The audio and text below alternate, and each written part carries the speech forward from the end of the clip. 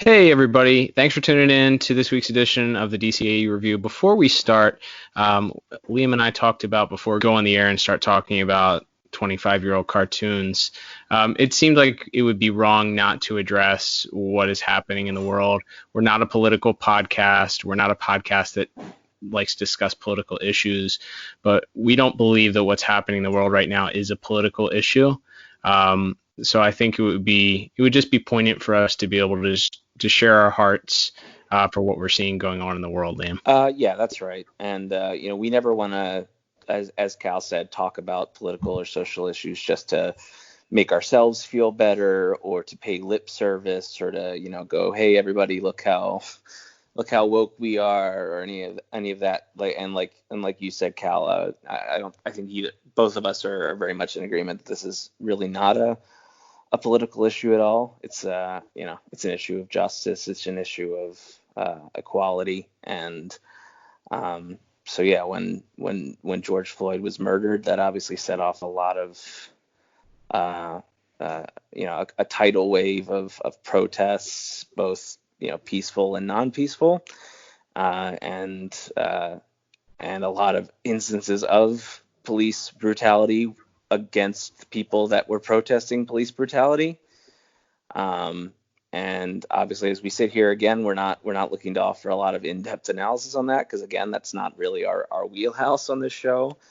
But we did think it was important to point out that yes, Black Lives Matter, and until Black Lives Matter, all lives can't matter. So just wanted to offer our support and our prayers and our well wishes to everyone who's been affected and has currently been affected, to those who are going out and exercising their rights to protest and to speak on behalf of the people that can no longer speak for themselves, and to seek justice for those who can no longer seek justice for themselves. That is a very noble cause.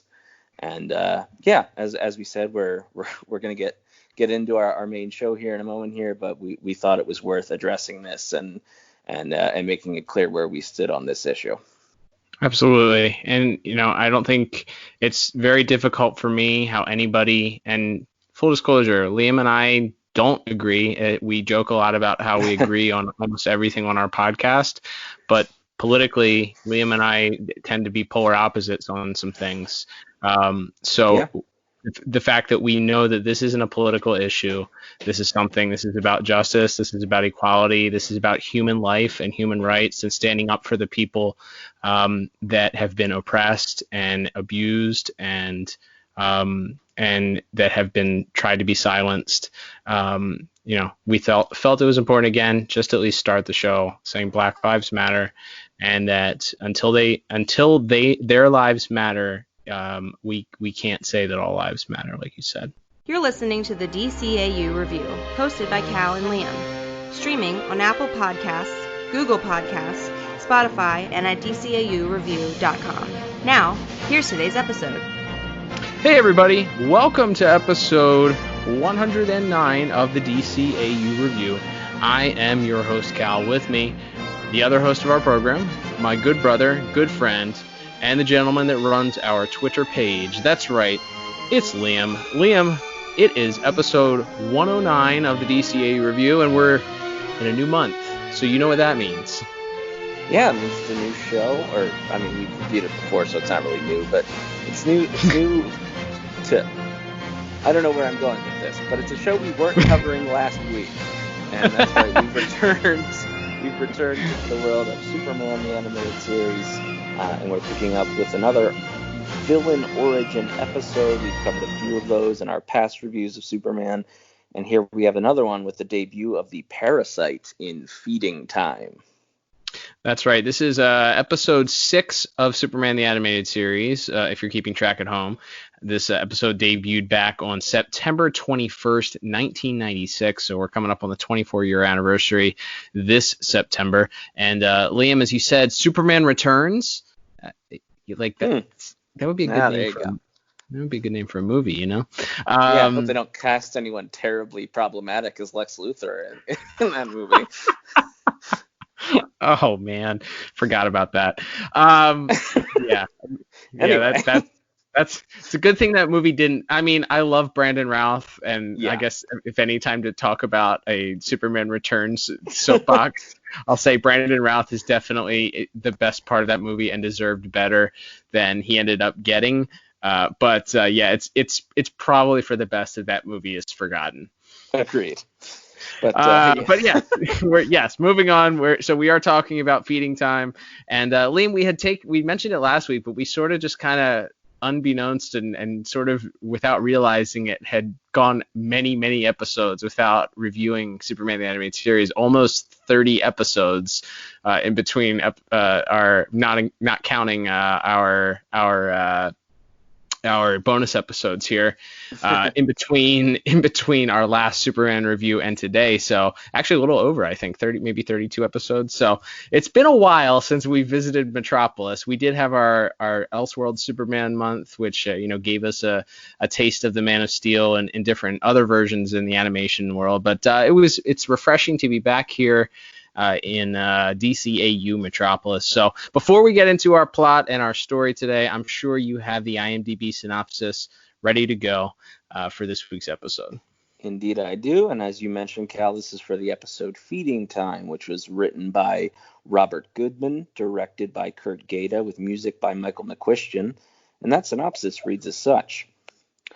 A lowly janitor is transformed into the Parasite, a superhuman capable of draining and harnessing the energy, powers, and memories of any living being, ellipses, including Superman. Thanks for verbalizing the punctuation there. It was needed. All right. Yeah, that's a pretty good one. Great job, people that wrote that one. So as you said, this is the introduction of a character who does reappear multiple times in Superman the Animated Series, and of course shows up later on in Justice League, to my recollection.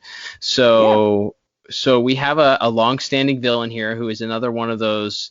I feel like he's a classic Superman rogue, but at the same time, I feel like he didn't really show up in the comics until like the 90s. I don't know. I could be mistaken there, but he's not a golden age super villain from my understanding. Is that right? Correct. Yeah, I think he's one of those, and we saw a few of these.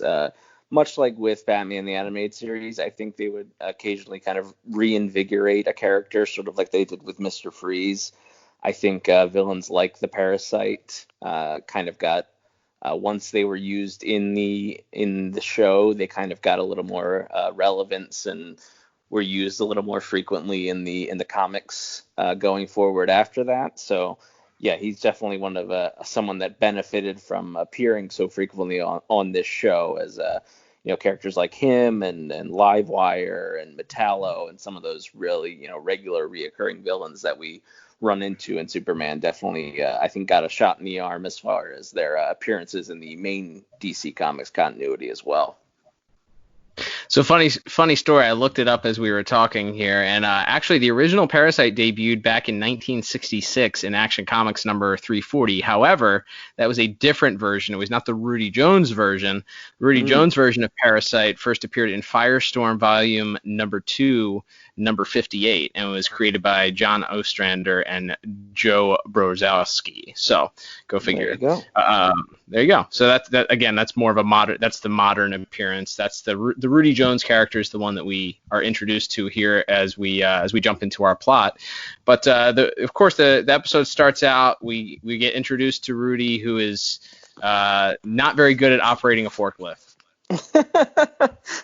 Yeah, we find out very quickly that he's this janitor at Star Labs, and apparently through some throwaway dialogue between him and his hoodlum friend, who he's helping steal these canisters of mysterious chemicals, like you do, that he's maybe gotten into a little bit of trouble with a bookie, and that this guy's going to help him pay off his debts if he helps him steal. But of course, wouldn't you know it, everybody there knows Rudy because he's this kind of nice, quiet janitor, and they're like, "Hey, what are you doing driving a forklift?" And it kind of goes south from there. He and Mr. LeBeau get away by starting a fire after LeBeau tries to shoot the security guards to death, and Rudy kind of stops him, but after just blindly firing multiple rounds into a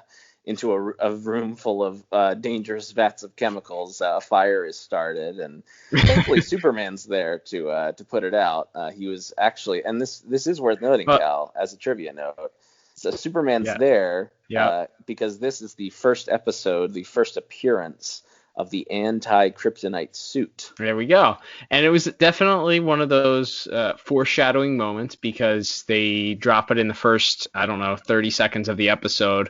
Professor Hamilton, who of course works for Star Labs, is talking with Superman, and they've created this suit that is made out of a lead aluminum alloy, I think he says. So it's like pliable.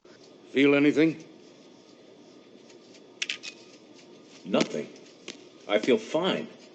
Now, this metal's too hard to be lead. Titanium lead alloy? Exactly. And the helmet is leaded polycarbonate. Materials that will not only withstand kryptonite, but, well, let's say I took into account the type of day you're likely to put the suit on. Why, Professor, you make it sound like I go out looking for trouble. He's turned it into a suit that can take some damage. Professor Hamilton makes a joke about Superman's lifestyle choices and what type of situations he finds himself in. So he made it it's not just a straight lead suit a la Iron Man. It's something that can kind of move and bend with Superman. So that they kind of explain, or use that to explain how Superman's lead suit is fully functional and looks more like a jumpsuit of some kind. So yeah. And then of course Rudy just won't sit down in the back of the gosh darn pickup truck, and that ultimately leads to him turning into the Parasite. Yeah, and we'll get into more of that in visuals certainly. But yeah, he has the super kids listen. If you're riding in the back of a pickup truck, first of all, it's illegal, because I imagine all 50 states have seatbelt laws now. But if you're riding in the bed of a pickup truck, number one rule is you sit your butt down, because only bad things can happen. And in this case, Rudy didn't learn that lesson, and wouldn't you know it, some chemical spill on him, and he turns into the Parasite. Tale as old as time, as we like to say on this show. That we do. And he goes through the super horrific transformation, and we get like the first 5 or so minutes of the episode. It's almost played like this sort of ominous horror movie scene where we see this horrific transformation, and then he the first sort of time he springs back to light, he's draining the energy from a rat, and then he accosts a female police officer late at night on an empty bridge, and it's kept very like ominous and creepy. And then like we hard cut to him just in broad daylight in full like normal Parasite look. Like where do you think like the white like stuff comes from? The white strips? Yeah, like does he paint those on, you think? Did he get those tattooed? I think it's just duct tape. Like, I think he just went and got some or reflective tape. He just went and got some reflective tape. He's like, listen, if I'm going to be out and about and I'm all purple, clearly this car almost hit me the first time. It was lucky she slammed on the brakes. So if I'm going to be out and about, it's like a jogger at night. You got to wear reflective tape so that, so that you don't get hit by cars and so that other motorists can see you. So I think it's reflective tape. Could be paint though. You're right. That makes as much sense as anything. But regardless, he goes and confronts this LeBeau who kind of left him to die, and that leads to Superman finding him, and of course he gets to drain Superman for the first time, and then from there that's kind of the rest of the episode. Is the Parasite goes on a rampage. Superman and Jimmy kind of learn that the Parasite's effects are only temporary, because the female police officer eventually regains consciousness, and then which leads to actually a really great scene where Clark is seemingly feeling better. He's about to go out as Superman when Parasite grabs him again and drains him again, which I thought was really clever. That's actually one of my favorite bits of this, is beyond just him taking powers. I like the idea that he gains everyone's memories and voices too. Yeah, absolutely. Because I think that adds to that sort of feeling of when the parasite's out there, Superman's never really safe, because if he touches him for a second, he kind of knows everything, much less all the power, the physical power he can take from him. He also knows where he lives. He can, know about his family and all of that. So I think that might be one of the more clever parts of maybe adding a little bit to that Parasite character beyond just being the power stealer. Sure. Yeah, absolutely. Yeah, I think that works really well. And I actually think his strategy of keeping Superman as sort of his battery, as it were, he's got to recharge every 12 hours. He's going to keep him chained up. And Comfy? Where are we? Why don't you use your X-ray vision? I can't. Ah, shucks. Well, all you need to know is it ain't your apartment. It's mine now. Fits my new ritzy lifestyle. When I don't go to work, people will come looking for me. Hi, Perry. That cold of mine is acting up again. I think I'm going to be out sick for a while. You see, Soups? You're my new meal plan. Figure I'll keep you here, pop back every 12 hours or so for a recharge. In fact, it's feeding time right about now. It was interesting that Clark's first thought is, well, they're going to come looking for Clark Kent. But yeah, okay. What is that? Like, even if Clark Kent goes missing, what does it matter? Like, Right. They're going to come looking into a basement at Star Labs for him. That doesn't mean anything. And if Superman continues to go, if Superman's missing, that's a much bigger story than if Clark Kent disappears. But his strategy ultimately backfires as he's holding him in the basement of Star Labs of all places. Like, why? Like, I would have appreciated maybe a throwaway line or something where, he says, well, I hid you here because this was the last place they would ever think to look for you. There's no real explanation. There's even, so photographer Jimmy Olsen notices his flight direction is south, which is where Star Labs is. And Perry White says, oh yeah, well, the police already checked that out and there's no validity to it. And Jimmy decides to be Gumshoe Jimmy and take up his investigative tools and goes and finds exactly where Rudy is. So it didn't take a genius. So I guess he didn't get Superman's intelligence, because I don't think Superman's dumb. So maybe he doesn't absorb the intelligence of the people. Yeah, maybe that's like the one thing that he doesn't get with people. But yeah, that to me, that to me was like having Jimmy be the one that figures it out. I thought was like, it's kind of an insult to like Lois and Perry and like every other person. Lois wasn't even this episode at all, was she? She's getting yelled at by Perry. I don't even know if she actually speaks in this episode. Yeah. But she's kind of one of the reporters that's kind of throwing up their hands, going, "We don't know where Superman is," and Jimmy, sort of his own volition, decides to go check out this Star Labs lead, and is able. It's very fortuitous that Jimmy knew Morse code, because he hears Superman hears Jimmy speaking and begins banging on a pipe, bangs out SOS in Morse code, knocking on the pipe, and Jimmy happens to figure it out pretty quickly. And he also happened to guess that there would be a service entrance right behind that stack of lockers. Yeah, and I guess it's good the lockers aren't like bolted to the wall. A lot of happenstance and unfortunate circumstances for our heroes in this episode, but. And then, Jimmy helps Superman get free. And as you mentioned, the sort of Chekhov's anti-kryptonite suit returns. And Superman is sort of able to avoid getting drained again after they sort of have this brief fight throughout Star Labs. And then, of course, what a perfect ending. But he is hoisted by his own petard, as he has all of Superman's power. But he also, of course, that means that he has his weaknesses, so he is undone by trying to drain Superman, but Superman ducks, and he instead grabs hold of a chunk of kryptonite. and that sort of puts him out of commission. So. And we kind of end with the the villain will return ending, where he's sort of sitting motionless in his cell, and then we see a roach crawling by him, and he absorbs it and kind of smiles. So we get kind of a again, that sort of dramatic horror movie villain ending. But yeah, I would say I like this episode certainly, but I think the way we've just been laying it out here, a lot of that third act of like how Superman gets free and Jimmy being the one to figure it out and Jimmy knowing Morse code and Jimmy doing all of this, I was like, that might bring it down a few points for me. So like I said, I think it's good, but I think there's certainly stuff to pick at there, and that's I think why I gave plot a 6 out of 10. I gave this the exact same score, a 6 out of 10.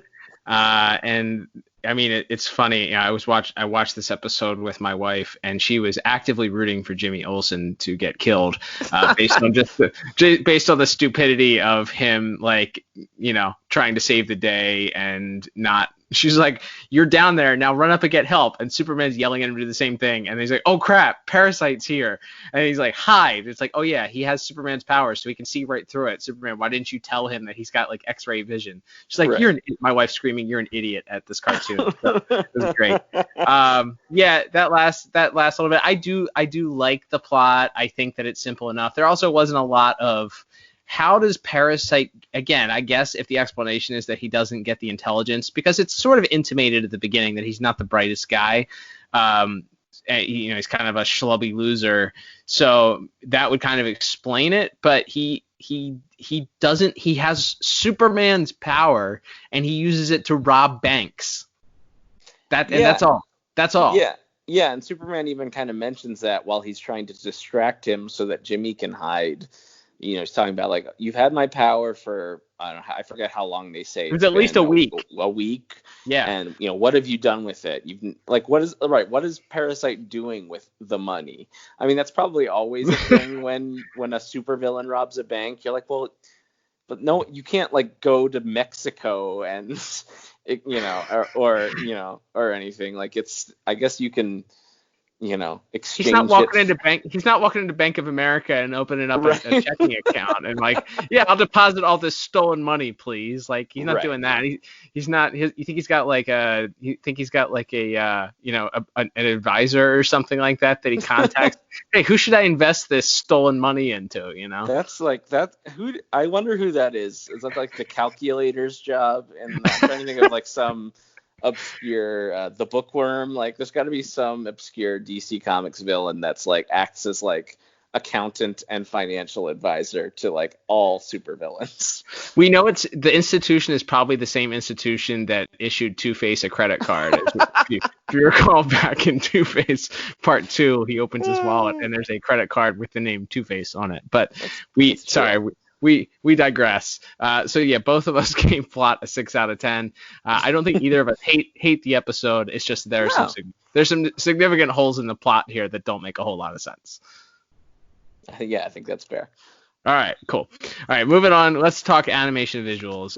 You already alluded to it, Liam, but that first opening, like 10 minutes or so leading up to through the transformation from Rudy into Parasite is just absolutely gorgeous. It's terrifying in a lot of ways. You get the horror movie trope of the hand on the window with the dragging down the back of the window as the getaway driver looks in the rear view and he sees the hand on the back of the pickup truck dragged down with sort of the chemicals streaking down with it. Very horror movie-esque. There's also, as the cop comes up on Rudy as he's standing in the middle of the bridge, he's all hunched over, kind of like like a hunchback character, and he just kind of looks, and you just see the whites of the eyes. So I thought that even as he's initially sort of transforming in the back of the pickup truck, he looks very visually similar to the original like Action Comics drawings of Parasite, and even like a first appearance of Clayface type character in Detective Comics, where he's covered in whatever these chemicals are, so he's not like a solid smooth character. It's very, very good a very good scene for visuals, in my opinion. Yeah, definitely. Is like you see it just sort of envelop his body, and there's great sound in the scene too, as maybe we'll talk later in music and in voice acting. But yeah, you see like there's like some sort of fumes coming off of his body, as you can tell he's like his skin is burning off, and he's just screaming in pain. And as we mentioned, the shot of his body is just laying on the beach, and this rat walks up to him, and the hand kind of suddenly springs to life, and he absorbs it. And the shot of him then later when the cop pulls the gun on him and tells him to drop what's in his hand, and he just drops the rat. The rat is twitching in his hand. That's because it's still alive. He didn't kill it. They can't show death. So the rat is still alive. Even the rat still has to be alive. But honestly, that adds, I think, to the creepy factor almost. Sure. Showing this absolutely. Like weird twitching rat on the ground as he lurches towards her, as you mentioned. Yeah.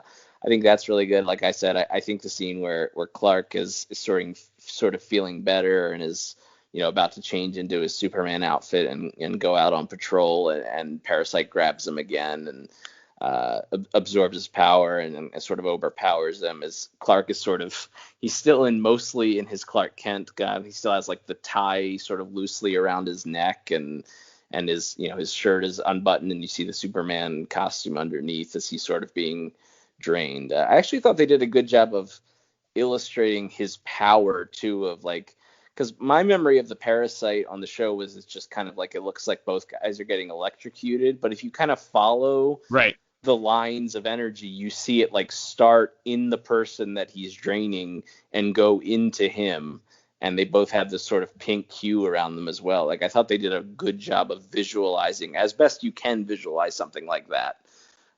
Him actually absorbing the powers as well, or absorbing the the life force out of the other person. I thought they did a really good job with that as well. Yeah. I think there's a lot of cool stuff. I liked you get to see Superman pull a laser gun, I guess, on him to try to buy some time in Star Labs at the end. I actually really like the scene when the fire is going on, and we've talked about this before. When you watch these early episodes, you'll notice very quickly that, about the first 5 or 6 episodes is where they got all of the clips for the opening title. As the shot at there's fire everywhere, and then the guards are screaming for help, and then we see Superman walk through to the fire, and I was like, oh, that's the shot in the opening. When the theme plays at the start of the episode. There's some great #Cape movement in that scene. Yes, absolutely. Because the fire is sort of backlighting him, and he's, the fire is sort of behind him, and his cape is blowing, and he's. Oh yeah. It gives you a nice up close shot of his face. Yeah, that visual, that was one where I was like, yep, that's noteworthy right there. And we get to see him kind of use a myriad of his powers, use his X-ray vision to find a pipe, and he pulls that out and puts out the fire with with the water from the pipe. So I always like seeing Superman get to use his brain a little bit too. So yeah, a lot of really strong visuals in this episode. I actually gave it a 9 out of 10. Very good. I actually ended up giving it a perfect 10 out of 10. One of the other things that I really, really enjoyed, beyond that, of course, so you have on both ends of the spectrum, but with Parasite and Superman, you have Superman who's slowly gaining his powers back, and Parasite who's slowly losing his powers from Superman. So there are various different visualizations that they had to do of those powers sort of working at half strength. Parasite goes to rob a bank, and he uses the X-ray vision, but it starts to sort of fade. Superman is attempting to use his heat vision to burn through the chains, and like the chain heats up but doesn't quite melt. So I thought those are little things, but I thought that worked well. Of course, beyond also the introduction of the anti-kryptonite suit, this is the first appearance also of Superman, although it's not used, but Superman's space suit, which would become a series regular also. Missing, of course, from this series or from this scene would be his underwater suit, which makes an appearance also later on. Yes. But let's see. There was one additional visual here that I made a note of. Ah, yes. Okay. So we would be remiss not to mention in the final scene, as Clark and Jimmy and Professor Hamilton are observing Parasite, that Clark Kent was given a brand new suit. Did you happen to notice that? Yeah, he's wearing like brownish blazer and khaki pants and a black tie. Yes, I don't know. It's sort of the reverse Bruce Wayne almost, because the jacket is khaki and the pants are darker brown. You're right. Yeah. But it's definitely in the same. I would say they went to the same tailor. It's like the same style, same color scheme. Lots of brown. They were all out of mustard yellow shirts, though. Unfortunately for Clark. Yeah. Unfortunately for Clark, he couldn't complete the ensemble, so he's kind of a rube. I also thought it was very kind of the Parasite to continue undressing Superman after he broke in on him. After he breaks into Clark's apartment he's mid transformation, he wakes up later in the Star Labs basement completely undressed in his Superman costume. Yep. So it was just nice of Rudy to do that for him while he was unconscious, I thought. That does beg the question: is the cape always there and it's just like balled up behind his shirt? These are questions that I think only us as DCAU speculators or the creators themselves can answer. So I think it's our duty, where if there isn't a straight answer and one that we can discover, that we have to make it up and stick by it until it's proven otherwise. So I think that's he just balls it up like a sleeping bag and he just rolls it all up against his traps. Maybe it's like made of super clingy material, like shrink wrap or something, and it just sticks to him underneath of it.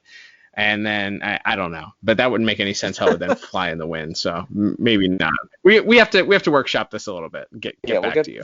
We'll get back to you later this month. All right. So I ended up giving animation visuals 10 out of 10.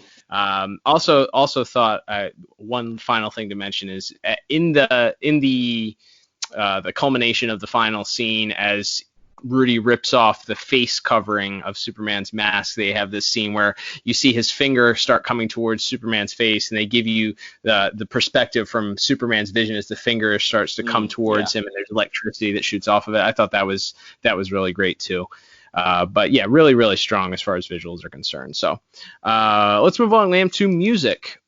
So you and I have been talking for the last 2 months, because we reviewed 2 different shows, about what a difference that when you're able to sort of isolate music and listen to it on its own versus having to try and listen to it while you're watching the show and with sound effects and voice acting on top of it.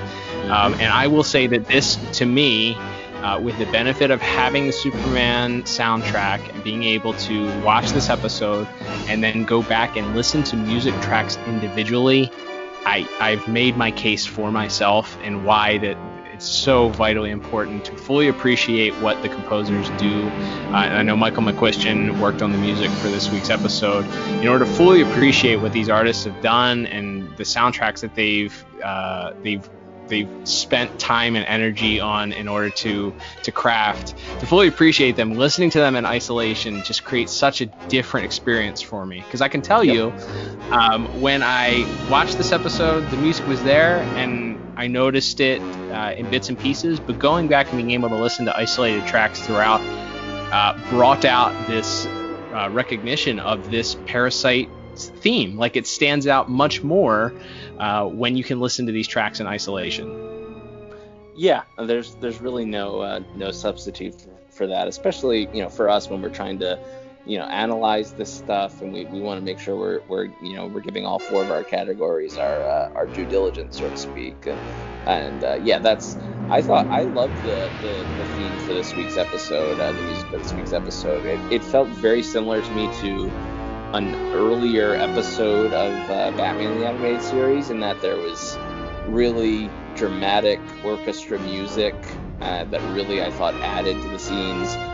Towards the end there, as we've talked about, when Superman's trying to distract Parasite from Jimmy, and then he sort of figures it out, and he goes to confront Jimmy. The music swells, and it's really dramatic and over the top and exciting and fast-paced. And I thought that the music when the fire starts is also really good, and as we mentioned, that shot of Superman coming and standing through the fire, it's sort of this really dramatic,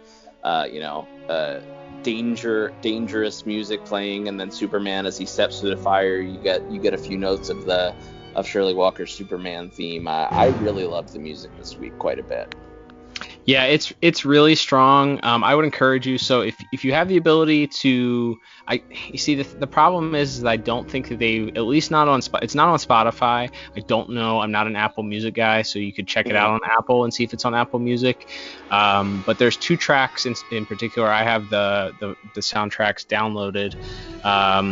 So there's two particular tracks that I would advise checking out. One of them is Parasite Saps Police. So that's the scene, of course, where he sort of goes through the transformation and then meets the officer on the bridge and that first interaction there. And then there's also Superman Saves Jimmy. Again, those are both Michael McQuistion pieces, but those stood out to me. And the Superman Saves Jimmy track is obviously the final. It's the final battle. It's the culmination of everything. And you really get the Parasite, a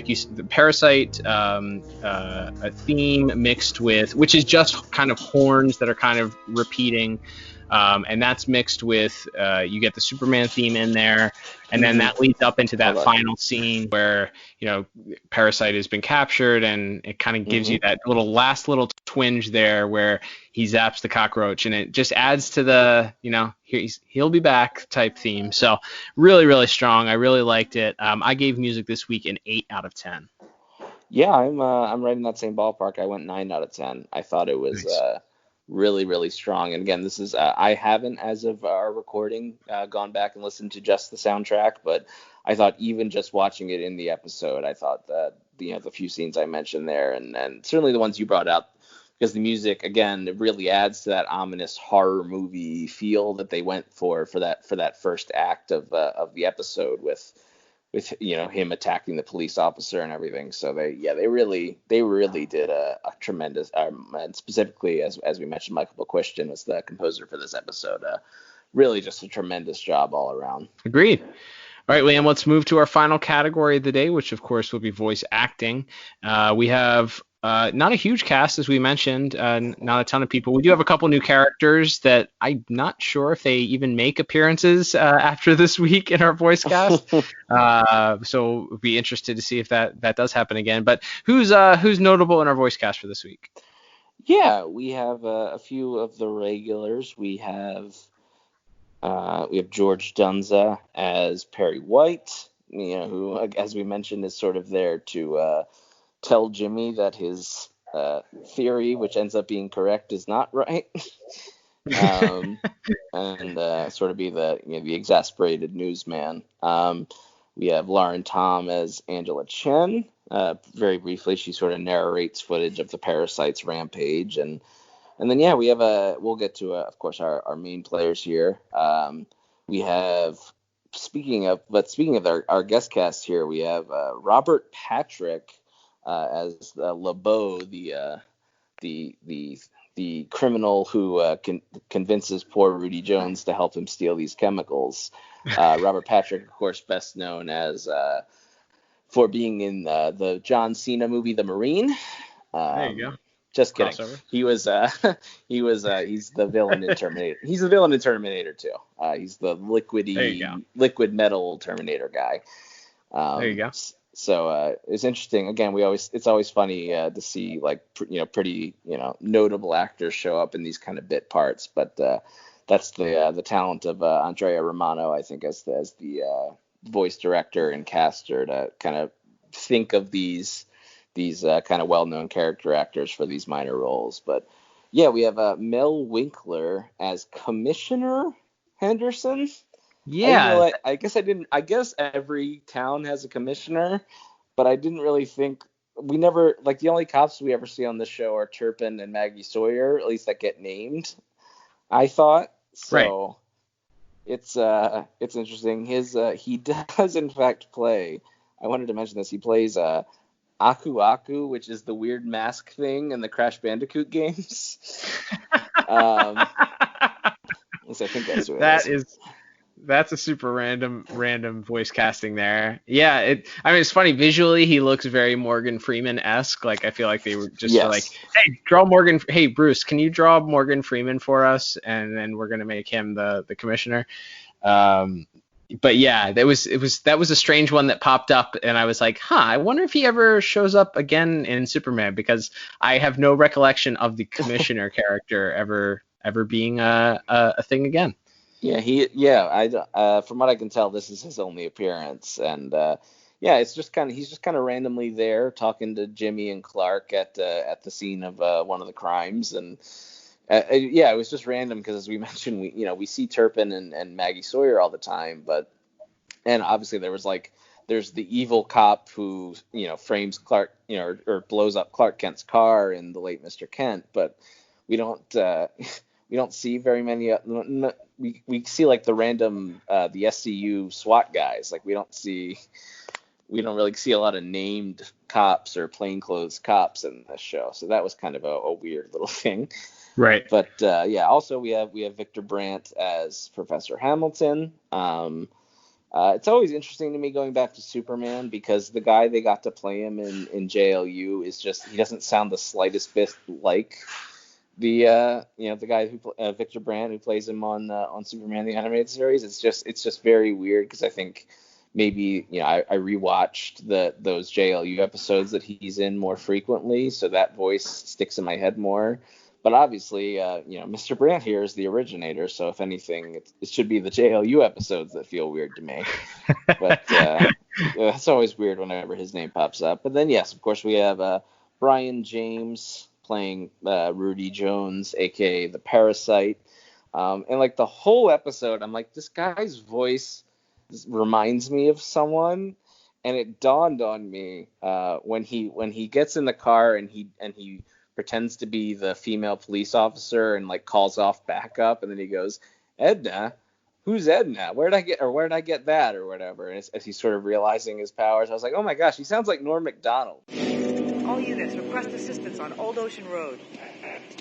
This is 4-2. Negative on the assistance. I'm fine, Edna. 10-4. You gave me a scare there. All units, disregard call for assistance.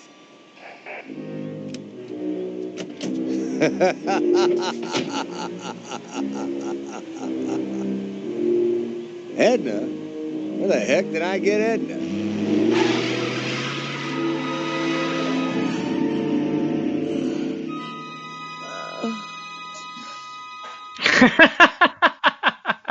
Yeah, that's a good call. He does have a Norm Macdonald, famous comedian.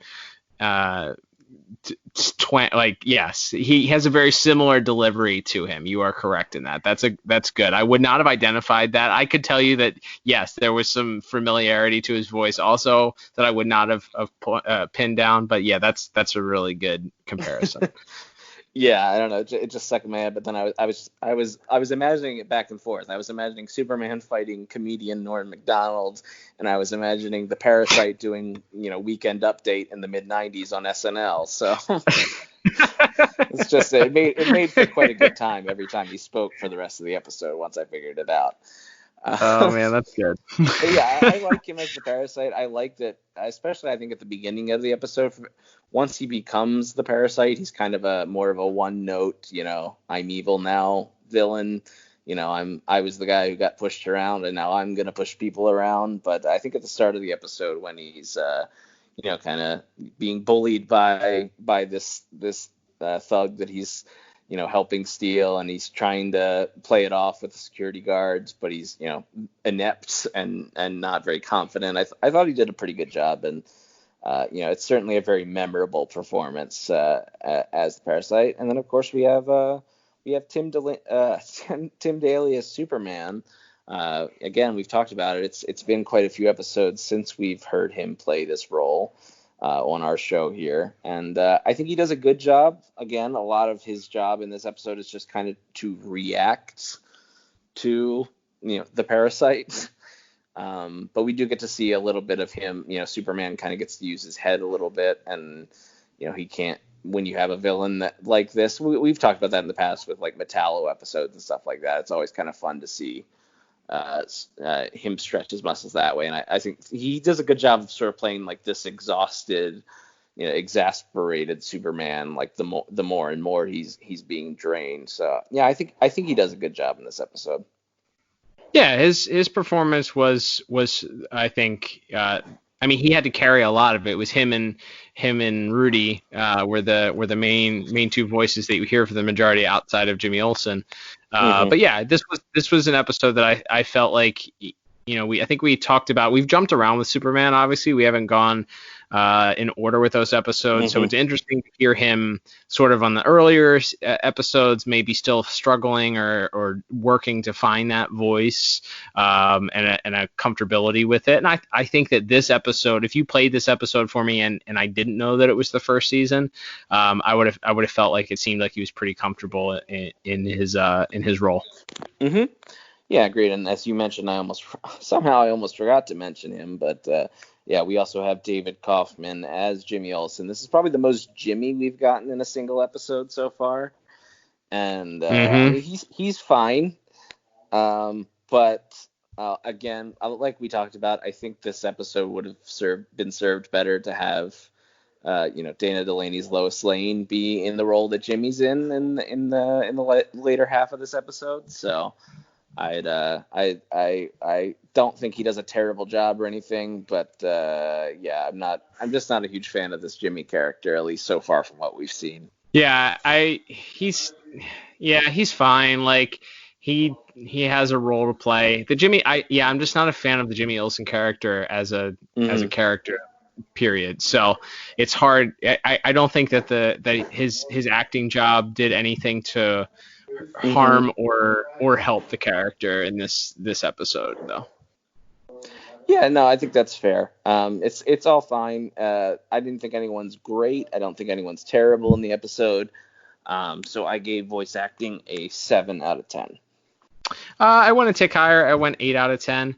I think between Parasite and Superman, I thought that they carried it enough to give it a strong enough performance, especially in the final. Like the back and forth between Parasite and Superman is, it's a gamesmanship almost between the two of them, and that Rudy taunting Superman, their first interaction where he has to, he suckers Superman in. I thought that was really good because he's clearly, at least we have the benefit of the doubt, the viewer does, knowing what his powers are, but he's clearly selling this like so over the top, like I've become a monster, Superman. Rudy Jones, put that man down. Sure. What's happened to you? I don't know, Superman. It's as if I've turned into some kind of monster. Can you help me? Let me take you back to Star. Maybe Professor Hamilton can treat you. Okay, Superman. Just don't hurt me. I won't. Hang on. Oh, you can count on it.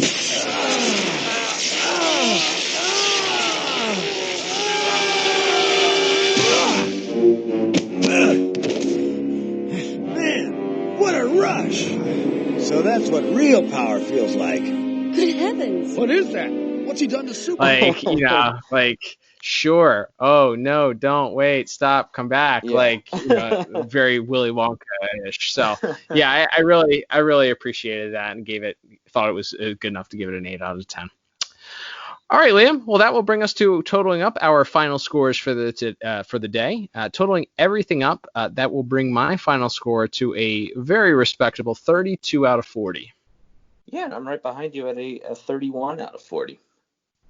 There you go. All right. So as far as rewatchability, even though I think we gave the plot a lower score, and sometimes that can certainly influence on whether or not we recommend a rewatch of this episode, I would say yes, because it's pivotal to a character that makes multiple additional appearances, both in Superman the Animated Series and then again in Justice League Unlimited.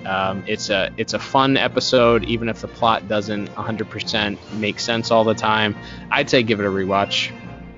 Yeah, I would agree with that. I think it's solid, like you said. It's got a It's got an important part to play as far as introducing a recurring character, and then, yeah, on top of that, you got some really, really great visuals, as we talked about, that I think kind of make it worth a rewatch just for that. Yeah, absolutely. All right, well, that will wrap us up for this week's episode. Thank you for tuning in and checking us out. Don't forget, you can follow us on our social media pages. As I mentioned at the top of the show, Liam runs our Instagram. You can check us out at DCAU Review on there. Check out, we usually give out previews the week before, discuss maybe what our upcoming episodes are, of course, and then we're always talking about the latest in DCAU news on there. Also, don't forget to check us out on our Instagram page at DCAU Review. You can check out our Flashback Fridays. If you haven't listened to our entire archives at DCAUreview.com, we highlight one each week for you to go back and take a listen to. So that's always fun, as well as, talking about what else is going on in the world of the DCAU at that time. But yeah, anything else, Liam? No, I think we can kind of wrap it up there. We will, of course, be staying with Superman for the rest of the month. And you can join us back here next week for our review of the episode My Girl, as we get not the first appearance, but I guess the first adult appearance of Lana Lang into Superman the Animated Series. There we go. She, of course, she plays a big role in one of your favorite series of all time, Smallville. Oh, yes. So we get to see the DCAU version of Lana, and finally introduced here. Well, reintroduced, as you stated, making her second appearance after her appearance in The Last Son of Krypton. Yeah, that'll wrap us up for this week. Thanks for listening. Be sure to check us out on our social medias and subscribe to us on your favorite podcast app. And until next week, I'm Liam. And I'm Cal. And we'll be back next week with another episode of the DCAU Review. Bye-bye.